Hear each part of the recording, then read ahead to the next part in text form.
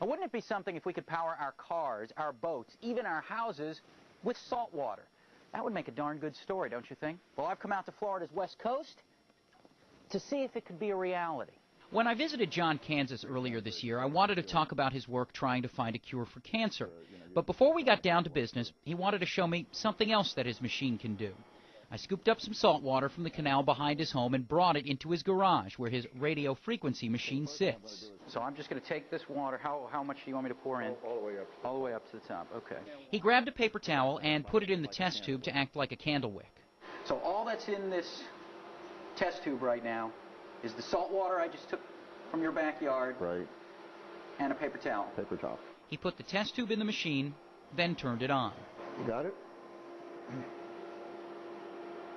Pretty neat, huh? The paper towel amazingly didn't burn.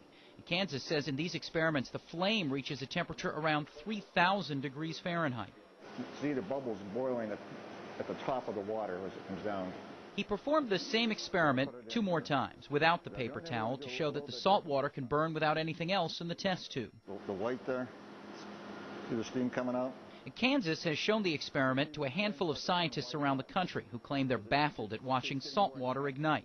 A chemist told Kansas that the energy released is in fact hydrogen, that the heat breaks down the hydrogen-oxygen bond in the water.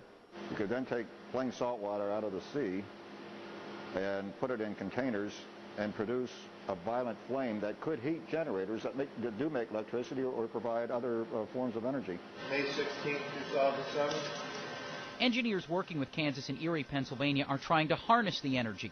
They've built an engine that, when placed on top of the flame, chugged along for 2 minutes. Kansas admits all this excitement was a stroke of luck. Someone who witnessed his work on the cancer front asked him if perhaps the machine could be used for desalinization.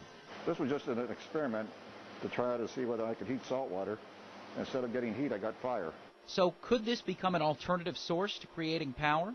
If I would be bold enough, I would probably guess that you can power an automobile with this eventually.